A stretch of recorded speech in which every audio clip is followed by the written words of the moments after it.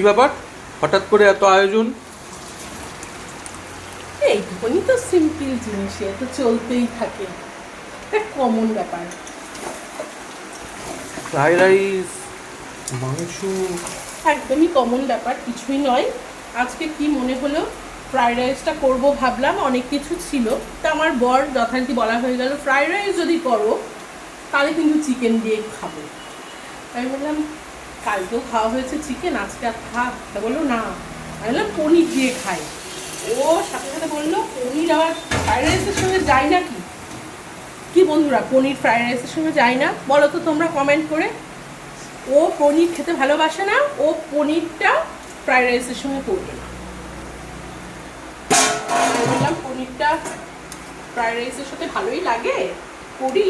ও হবে না, এখন চিকেন এনেছে, চিকেন দিয়ে ফ্রাইড রাইস দিয়ে করতে করতে এই বেলা হলো।